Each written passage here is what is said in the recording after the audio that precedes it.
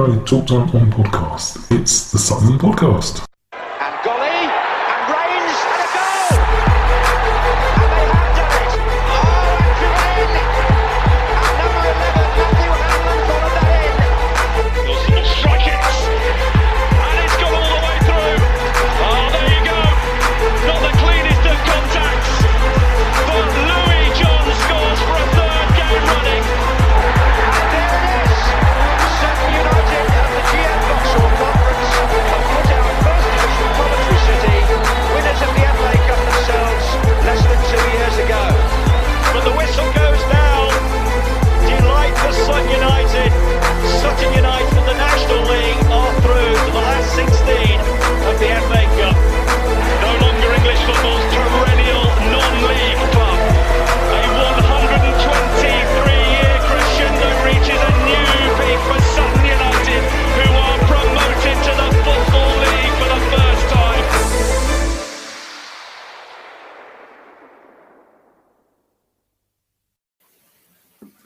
Hello and welcome to another wonderfully professional episode of the Sutton United Talk Time on podcast. I've used the other intro because I clicked on the wrong video. Marvellous start to the day.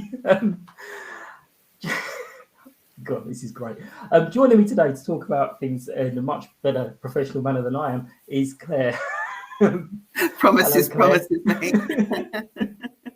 all your work groups now are going, yeah, we're not listening anymore beyond this. Yeah, it's all a ploy to stop them listening. No. Yeah, it's all a ploy to make them go, well, that's enough. I can pretend I heard her. How are you? Yeah, I'm good. Yeah. Still a little bit shell-shocked from last night, to be quite honest. I fully intended to come home and go straight to bed, and then like about 3 hours later, I'm still lying there wide awake, like, Rolling. what actually just happened? Like, Yeah. what is going on? Yeah, crazy. I have a new theory, Mhm. and I'm thinking along the lines of we're either about to announce or Matt has got some dealings with some in-play betting app, because I've made not a fortune. I don't bet a lot of money, but I've made quite a good profit on as soon as Sutton go a goal down. I'm like, here we go, let's get on there. 95th minute. Thank you very Yeah, much. thank you guys. And I know I think another guy, Nick, has made a little bit of the weekend. The weekend and yesterday as well. So, but any players that do listen, we quite like boring 2-0 wins as well. Yeah. So yeah, if you could score 2 goals in the first 5 minutes and then do nothing for the rest of the game, we're quite happy with that as well. They're just as good. But yeah, crazy bunch. So what were your thoughts? I mean, I have to say, I was a little bit too confident because I was like, oh, you know what, it's Colchester.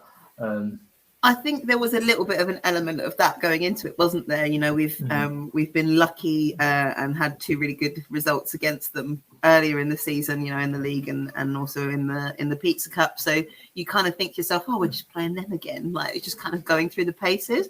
So I probably felt the same going into it, thinking, oh, yeah, no, it's fine, done deal. And that first goal was a bit of a, oh, okay. Here's a play, damn it.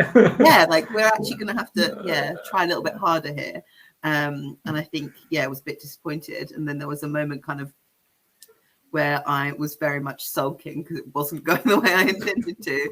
And I think even like, John James turned around to me and went, why the face? And I was like, we're losing and I don't know how to deal with that right now. It's a new thing.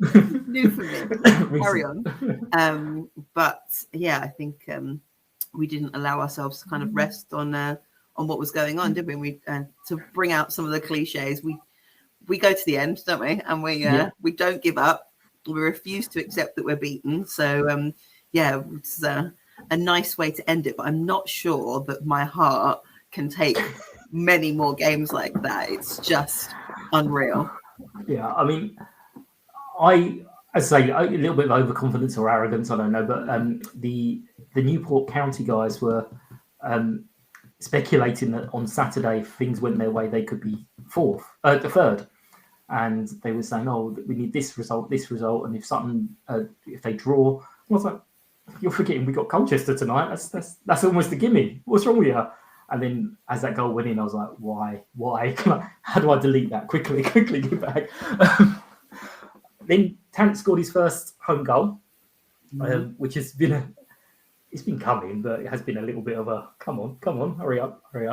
Yeah. And then the penalty, where So were you? I was on the curve, but right at the end right by the secure terrace. Yeah. Gesturing as if I'm there now. Yeah. So right at the end. And if I'm being entirely honest, I seem to be in the minority, but me and everyone around me thought it was absolutely a penalty. And to the point where I saw it happen and nothing, because it took a while for the ref to make a decision. And I went, oh, we're getting away with that. And then obviously what proceeded to happen. But everybody else seemed to be like I've spoken to, convinced that it hit the post, and it wasn't a handball. But I'm pretty convinced from where we were that it was. I was sure it was. Yeah. As soon as I saw it, my first instinct was, shit, that's a penalty. I think, and again, we all know my memory is awful, but I think that a few people behind the goal got a little bit went on autopilot as soon as they saw the handball, and they went handball and went quiet. And I think that's what the linesman was kind of going, hang on a minute, what did they do? Yeah, it wasn't the sharpest tool, was it? Yeah, and then I think following that, he made the point of raising his flag for every little thing going. It was that 2 seconds or so. I was like, we've got away with this. That was genuinely my thought. Man. And I said as much to my brother. I was like, oh, we're getting away with that. But no, it's they obviously scored it as well, which was the highlight of everyone's evening. And so we're going 2-1 down. But we've kind of been all right. Apart from those 2 goals, it wasn't a huge amount to worry us. I know goals. I think that we didn't deserve to. That first goal, especially. I don't think we deserved for them to go ahead twice. I just think it was a little bit of they've done nothing but score those 2 goals, and I think that's always a really frustrating thing when you think. When you can sit there and go, we kind of deserve that, and that's fine. They've had the majority of play, but I don't even think that they had that. I think it was just they got 2 goals. So I'm glad that we managed to dig ourselves out of that one twice, effectively. But we had quite a few chances as well. On the penalty, we had a few chances to get rid of it as well before the penalty. But we had quite a few chances, and things were just, it was starting to creep in with that little, is it not going to fall for us? But we absolutely battered them. Second half, we could have scored several goals. We should have scored more, I think. But you take me back, don't you? Exactly. But I have to admit, when that last attack, when Ali got the ball, I'm screaming shoot. And when he passed it out wide to Randall, I was like, oh. And obviously when he slotted it in, he's a world-class player. And but yeah, I did think, oh man, is that chance gone? But I think even for me, before that, there was that bit of a kind of a scramble in the box where I think some of us thought maybe it went over the line and the keeper was on the floor, and I was like, I think that was in. My brother reliably informed me that it was not, but I was adamant. But yeah, I think even subbing off Isaac after scoring 2, I was like, are we sure? Like, what are we doing here? and Enzio shortly after as well. Yeah, and then you can kind of credit Donovan for contributing to that third, so it all works out in the end. But I was a bit like, why are we doing this?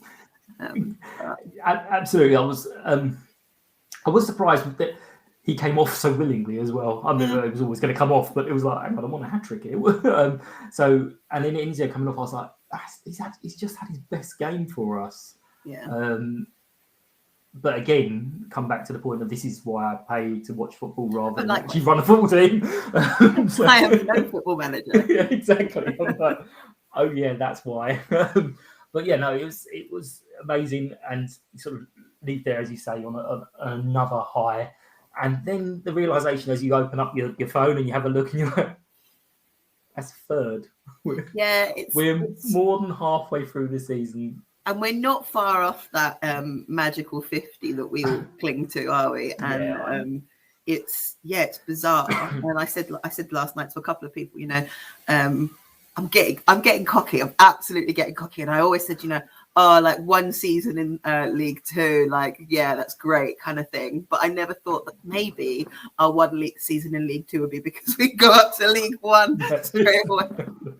And I think I'm in a dare to dream situation, to be quite honest. Like, it may well not happen, and I wouldn't be upset if it didn't happen. Do you know what I mean? We're riding high, and this is more than I ever expected to have with Sutton. But League One would be nice. So if you're listening, Matt, keep going. I could go happy. Go on. Don't listen to Bruce. Listen to us. Bruce will slap me silly for that one.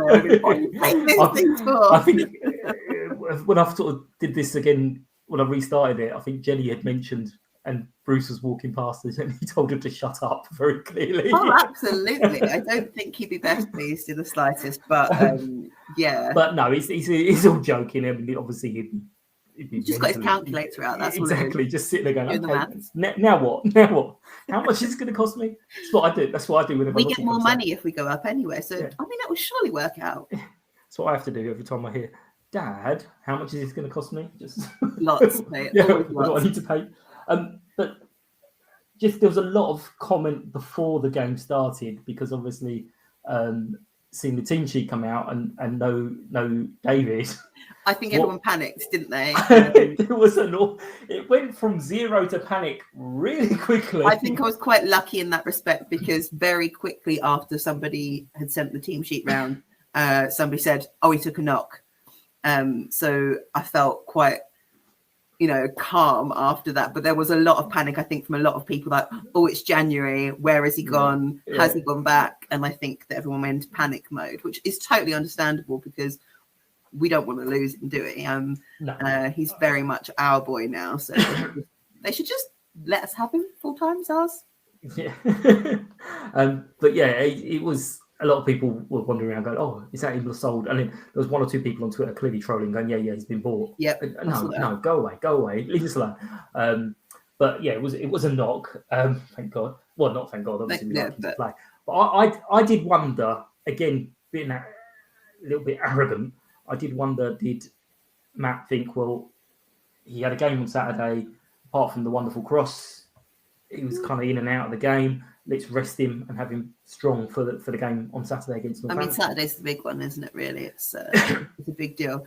I did say actually yesterday to Dave when we were losing, I was like, I can't do the podcast tomorrow if we lose, because me and Mike are the biggest pessimists going, and it'll be the most miserable thing anyone's ever listened to. That's it. Now we're all down. I was like, what doom and gloom? Yeah, I was looking at it all, and I was like, right, okay. Let's see if all these teams win their game in hand on us, where are we going to be then? And I'm like, we're still in the playoffs. Even if magically they manage to all do it, there's a gap as well. I mean, going into Saturday, I'd take a draw all day long. Yeah, I know. There's loads of people that love those phrases of "I'd take a draw." Well, who offers these things? But no, you're right. If we could argue, because I think they're going to be well up for it. Absolutely, I think we both are though. Yeah, well, because we kind of, I know you guys went to Northampton and came away, we've battered them, and then everyone has been watching Northampton going, is that the same team that we absolutely, they looked awful, so how are they doing so well? I mean, I'm hoping the guy from, they're going to join us in a moment to give us an insight there. But yeah, it's just the whole season has just been crazy. Been an absolute dream, hasn't it, really? Yeah. I think it's like, the scenes on Saturday of like, celebrating a draw, and you would have thought that we walked away with some like ridiculous 7-0 victory with the way we all went about it, but it was just that euphoric feeling of like, we've got here, and I think anything else is a bonus. And I don't think going into this, any of us expected what we have. Like, we thought, we'll do all right, we'll hold our own, because as everyone says, there isn't much difference between this league and the National League, but it's still big boy football, isn't it? We didn't really know what to expect, did we? We kind of like, oh, okay, because we've all been brought up and fed a diet of non-league. We kind of, if we're all pushed, I think, well, certainly for me, if we were pushed to say, well, where do you see your club real natural home? I would have said top of South, bottom of National, Might be anyway. somewhere there. But to go up another one, crazy talk. But yeah, I know there's a lot of us going on about 50 points. We were always going to be safe. I know from the start of the season, it's a big claim, but from the start of the season, I feel we're always going to be there or thereabouts. But as you mentioned, we've got a big game on Saturday. But before I jump into talking a bit more about that game on Saturday, there was a little thing I wanted to say. Is obviously starting the podcast, I'm all very, very professional, and I'm really, really good. And I've wanted to promise to bring everyone the best podcast I possibly can. On that note, I'm going to bring in the Charles from Cobblers to me, who is an award-winning podcast. So I am delivering my promise of bringing you guys the best podcast. I mean, I commented on when you were on with Dan the other day. I mean, no pressure on me bringing in professionals. I'm like, dear, oh dear, it's not quite what I signed up for. So, how do you like the introduction there, Charles? Yeah, thanks very much, guys. Yeah, I appreciate that. Yeah, it was very good. Thank you. Good. So we are obviously playing you guys on Saturday. We've just mentioned, I don't know how much you heard backstage, is when the chaps went on earlier in the season, we beat you 2-0. And we've been a bit surprised at how it's gone for you since. How did you think it was going to go this season? And are we sort of ahead of our expectations? Yeah, I think realistically, for me anyway, I was expecting this season to be a bit of a transition.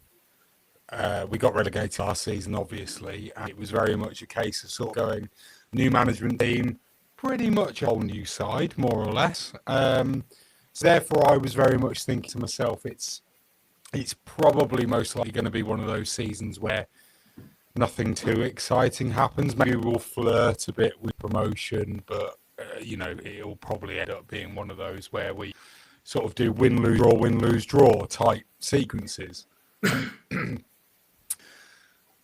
But it's turned out to be better than that. And I think mainly down to the fact that it's been the squad that's been put together and coaching team that's been put together have been so united with everything that that they're doing. There's a big thing for us with the fact that the coaching team are all local or have affinity with the football club from years past. Colin Calderwood is our assistant manager. He was our manager back in 2003, I think, 2003 to 2005 or 6. John Brady, who's the manager, was our youth team academy under 18s manager before he got promoted after Keith Hill's king. And Mark Richards is our former striker who lifted the League Two title for us back in 2016. So all of these people have all got, and even if you go back to that, the goalkeeping coach has come back to the club. I think he was away at Coventry. He was our youth team academy goalkeeping coach previously. Now he's been brought back to be the first team goalkeeping coach, our fitness coach, Ashley. He got the job having been at the University of Northampton, got an internship, and then went on and got given the academy and again promoted. So there's this big connection between all of them, and that then helps us connect with them because they're all pretty much local or have an affinity from previous times. And what they've done is that they've just brought this team of players in and they've shown them the community side of the football club. They've shown them what it means to play for Northampton and what it means for the fans. And they've all basically bought into it. And we're seeing that with the results on the pitch. It helps when you've got a couple of really good bits of quality in the squad as well, of course. But essentially, it all comes down to that unity, that teamwork, that team ethic. And I'd probably say that we're defying expectations. We are overdoing my expectations from the beginning of the season. But the problem is that, especially with us, with Northampton, because we are a bigger club in this division, therefore, the expectation changes as we go on. So now we're where we are. I mean, I'm just going to forget the fact that put us down into fourth last night, and I'm just going to pretend that we're still in the automatics. But we're in that top four, so my expectations now turn towards automatic promotion, playoffs at a bare minimum, essentially. We're still talking about winning 50 points. We're very pessimistic. 50 points. But no, this sounds like a lot of similarities. A lot of our backroom are Sutton through and through, or connections with Sutton. Matt, the manager, didn't have. But I don't know if you remember, Claire, when he first joined and we heard that Matt Gray was joining the coaching staff, we were like, hey, it's Matt Gray, from a player from years ago, and it wasn't. So a little bit disappointed, but it's worked out all right, I think, in the end. But yes, same as a lot of the backroom staff, I've got connections to us, and all the players have definitely 100% bought into it. Just saying, last night, Tanto, who's our striker from Millwall, scored his first home league goals, or first home goals at all, I think, actually, this season. And he was hooked off when he had got 2.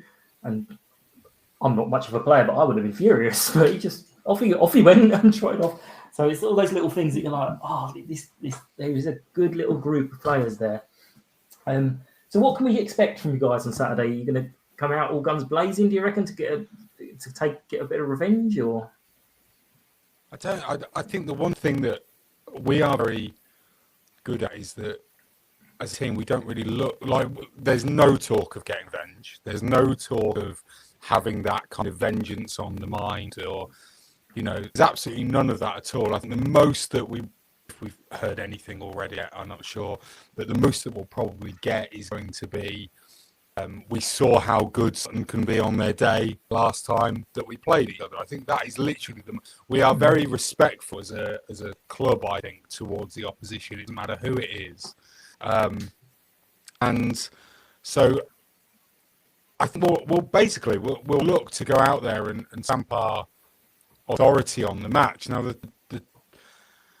the good thing about John Brady's management is that he really looks at each game individually. So he will really look to see who he's playing next, to see then how he goes and, tries to not just nullify the opposition, but then to find and exploit weaknesses. The Forest Green Rovers game on Saturday, prime example, he went 4-3-3, and we've not played 4-3-3 for goodness knows how long this season at all. It's been a long time. Not only did he go 4-3-3, but he also went strikerless. So he literally got full manager out of his boot and just started playing. I thought he was Jurgen Klopp. But it worked. And you're looking at it and you're just going, right, before kickoff, everybody's going, what is this team sheet? What's going on here? This is ridiculous. I can't believe the new guy Zimber on loan from Cardiff isn't starting. All this, that and the other. And that's what I was saying. And then we go out and we should have been about 2-0 up in the first 7 minutes. If it wasn't for the post and a decent save, I think, from their keeper, we would have gone 2-0 up early doors, would have been a completely different match. It's difficult for me to then say, right, this is what you guys should expect from us, because our game plan will be based purely on you guys. So the only real worry that I've got is that Matt Gray does exactly the same, and then both teams kind of nullify each other completely. Which is exactly what will happen, because I think we're in the same boat there, where we absolutely do our homework, and there are people out watching games all over the place, knowing what's coming up. So I think, that there is definitely going to be an element of that where we've both looked at what's coming up, and it will be interesting to see how that plays off. So we're all putting our money on either a 5-5 thriller or a 0-0 ball. Either nullify each other out, or it's going to be a 5-5 draw, isn't it? With you guys, you love a ding, don't you? Crikey! Yeah, goals galore. Oh no, nothing boring happening in Sutton, is there? Crikey! No. And people, again, last night, Claire, you probably saw this as well. People leaving on like 83, 84 minutes. And it's like, have you never seen any of our games? Why would you leave? You never leave before the end. This is something that I got taught as a kid by my dad. You never leave before the end. You never know what's going to happen. Absolutely not. Because I did that a long time ago. I was at a game with, I'm sure you're going to love it because you can hear me, with Sally. It was a cup match. I want to say Kettering a long time ago. I don't remember if it was or not. And we weren't playing very well. It was freezing and it was just petering out into... we were going to lose 2-1 or something. I don't know what it was, but we were definitely going to lose. As I got out, the big cheer went up, and we actually ended up winning on penalties. So someone's going to know what game it was because we don't do many penalties anyway. But from that moment on, I was like, nope, I don't care if we're 4-0 down. We are staying until the very, very bitter end. But yeah, people streaming out is mad, especially as you say. I mean, the last two games, 97 and 90. And that 97th minute goal, I mean, it felt like we won the FA Cup, quite frankly. It was just unreal. I mean, I was quite inebriated, so I'm surprised I noticed it. But it was incredible. So, yeah, definitely stays to the end. I think it'd be a hard-fought game from both sides. But as I said to Mike before you joined, I'd happily take a draw all day long. We actually also mentioned what you were just saying about the...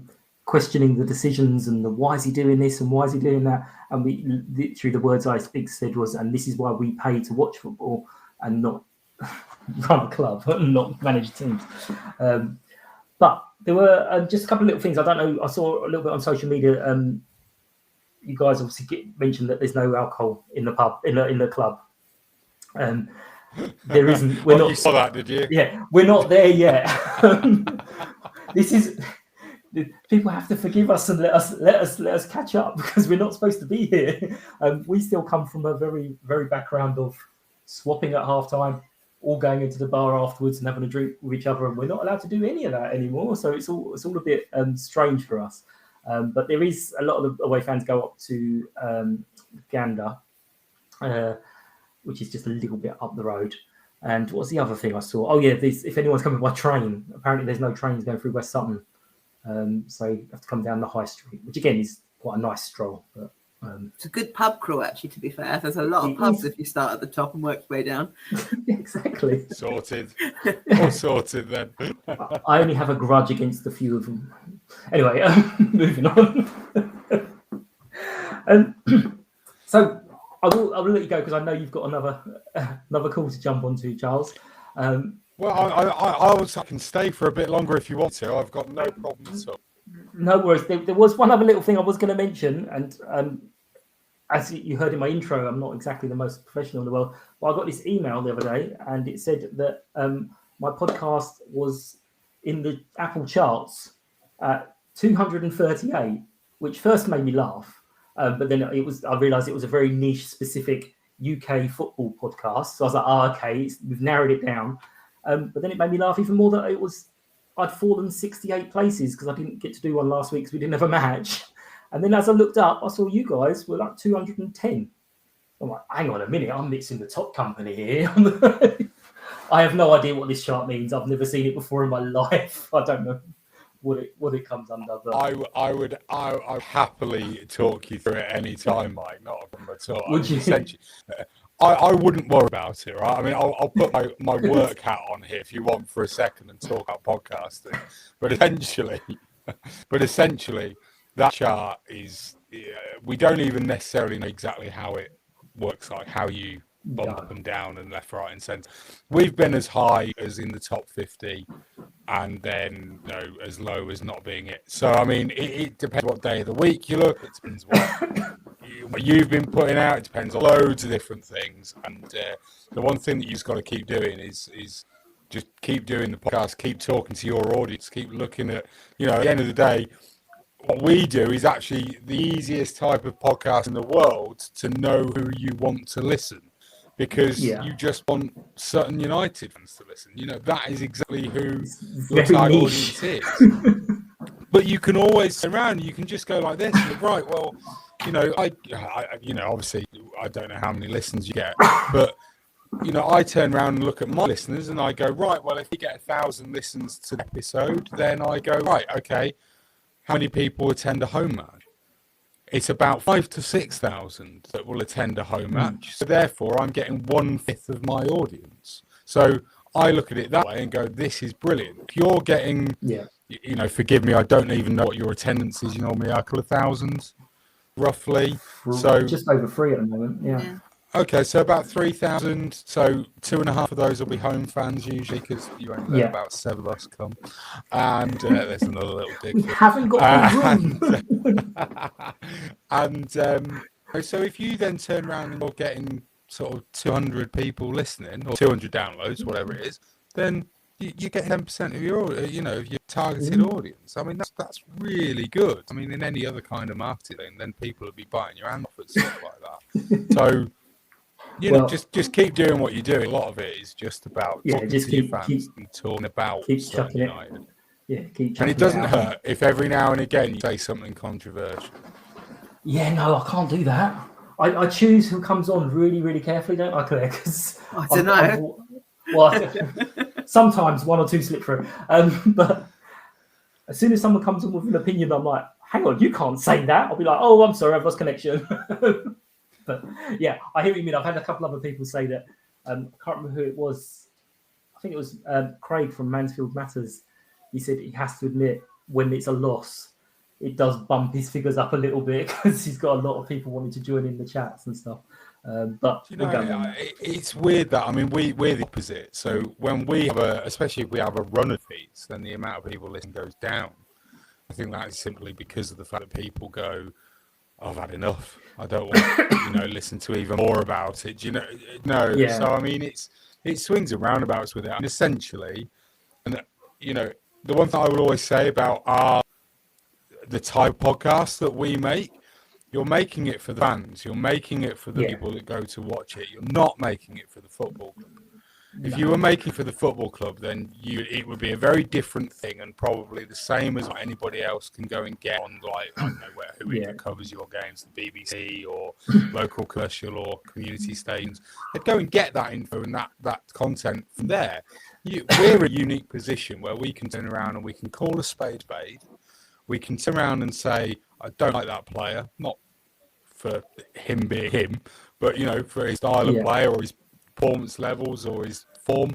We can say that stuff without the repercussions of you're not allowed to come and talk to our players anymore. You don't need that. And at the end of the day, it's the best part of doing this is that whenever you come and do your next one after you've been smashed 8-0 by us on Saturday, then you can come on and you can have a go at the goalkeeper for being terrible.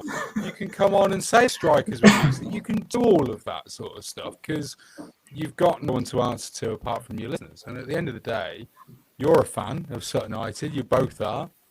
So you will know how you feel about any result. You'll know how you feel about the performance, and therefore you can then project that. You know full well that the vast majority are going to agree with you. And the best ones that we sometimes get are when we literally are turning around and just saying what the rest of the fan base is saying. I mean, when we won at Wembley during lockdown in 2020, so we don't do it like this. We don't do a live stream on social media. We just record on a Sunday night, just the 3 or 4 of us, and then I edit it and put it out. And it goes live on the Tuesday. But for those playoff games, we decided to do live previews before the game, literally the half an hour before. And we didn't plan it, but we decided that we'd go live on Facebook and Twitter and everywhere straight after the games as well. I had a bottle of gin on my desk that was full at the start of the game against Exeter at Wembley. Come 3 o'clock in the morning, it was empty, and our chair had been on from America, and we were trying to get him to jump in a swimming pool in celebration. All this sort of stuff. It's mad, but it happened. But you're capturing and you're encapsulating exactly what the rest of the fans are feeling. No, so that's what you have to keep doing and just keep going. Well, I mean, it's fairly new, and there were 2 people I'm actually going to mention because. At the Exeter match, someone spoke to me and said, "Oh, you're the guy that does the podcast," and it wasn't someone I knew. So there's people I know that I think feel obligated to listen sometimes, but it's a complete stranger. some people I know don't listen sometimes. A complete stranger was saying, "You the guy that does podcast," I proper just panicked and was like, "Oh!" run away. And then when I was at the ladies' match, another guy said it as well. So to Mark and Steve, hello, and I did promise I'd say their names so they can listen to it. And I am sorry, a panic look on my face, and I ran away because I wasn't really expecting it. If anyone else wants to say hi, you don't expect from it. Yeah, it's the one thing that you don't expect that's going to happen and that's going to come from it. You just have to embrace it, Mike, and take your new celebrity status. It doesn't work for Mike because he's normally just such a grumpy person, doesn't want to talk to anyone, and now everybody wants to talk to him. I know. It doesn't go with this whole image. Do you know the guy that came to the Lake Orient match with me? Yeah, Claire, and various people spoke to me, and I sort of said to him, "Oh, I'm really sorry. I don't usually talk to that many people," and he just laughed. I mean, yeah, you said that the last time I came as well. And then when I went to one of the Pizza Cup matches with work as well, he went back to work and go, "He fucking talks to everyone. He gives all this shit that you don't talk to people, but he just chats to every single person." And I'm still come back from games thinking, I didn't talk to anyone. But apparently I do. Apparently I'm more sociable than I thought I was. But hopefully it's going to be a great game on Saturday. I do hope it's going to be the latter, the 5-5 draw rather than the 0-0 draw. But does anyone actually have a prediction? Do you want me to go first? And then you can get me out of the way and with Claire's face, I'm saying yeah. I mean, we've been talking about this in our community that we have on Slack with some of our listeners, and everyone thinks it's going to be, although it might be a bit cagey, everyone seems to believe that there's 20 goals in it. And that might be wishful thinking, but I do think looking at what you guys, do, were you 2-0 down last night to come back, or did you just go behind twice? I can't remember. Yeah, Saturday it was 2-0 down for 3-3, and yesterday was behind twice to come back and win 3-2. So your guys don't give up. Against Forest Green Rovers, on Saturday, that was a 95th minute equaliser. We don't give up. We don't stop. So it's going to be, I think, a really interesting game. And I think it's going to be a real test for both sides, to be honest, because you guys are flying and you're probably flying on the amazingness of what you've achieved over the last couple of years, 18 months.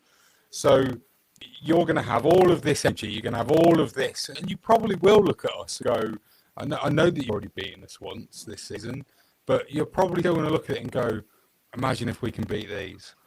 There's a few of those clubs that you will be doing that in this league with, the likes of Bradford, Leyton Orient, us. Whereas there's going to be other teams this league where you kind of look at it and go, don't know, crawling rubbish, Stevenage, whatever.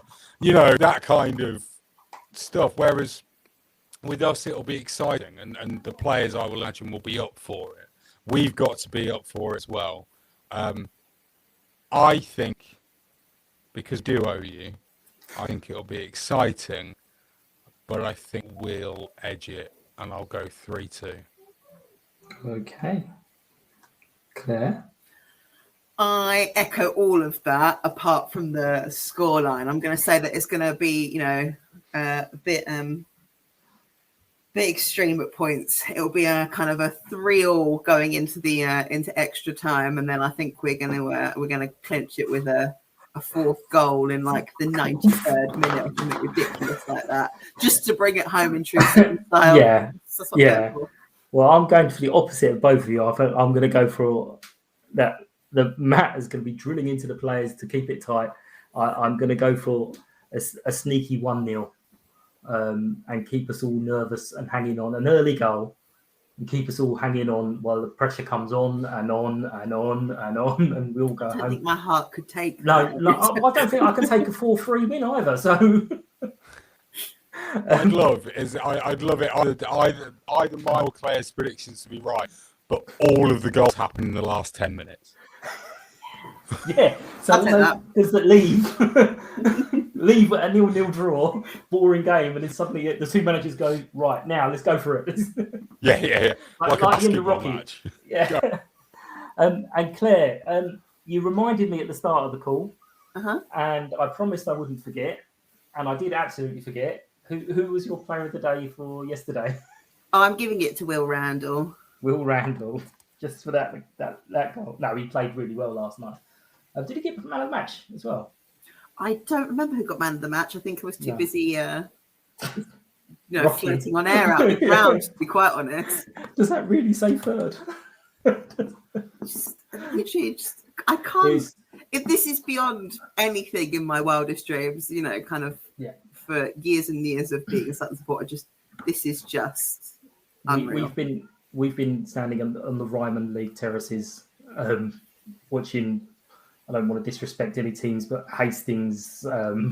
Who else was down at Margate? We played a couple times just as well. Any team in Essex on a Tuesday night when it's pissing down with rain, you've suffered through those things. So this is insane. This is mental. See, normally I'd go onto a podcast like this, an opposition podcast, and I'd just be like, right, I'm just going to have a bit of banter. I'll throw some stuff at you. You're too nice. Both of you. I feel really happy for you. It's so nice. This is a dream. It's brilliant for you. You're too nice about it. I'm going to turn around and say, don't worry, you'll be back in fourth on Saturday. But, I can't do it. But even then, we'd still be happy. Don't get us wrong. We'd still be like, we're still fourth. Thank you for your time, guys. Thanks, everyone, for listening. Do chuck in any comments in the chat. I do like to read them. It does give my ego a little massage after I recover from the fact people are actually listening to me. And we will be back on Sunday. I can't actually remember who I've got on Sunday. I've got Harrogate, a guy called Jordan from Harrogate, and I've got JR coming on Saturday as well. Sunday, even, because the match is Saturday. That would be a bit silly to have them on Saturday, wouldn't it? So take care. Thanks for listening, and see you all soon. Thank you. United! United! United! United! United! United!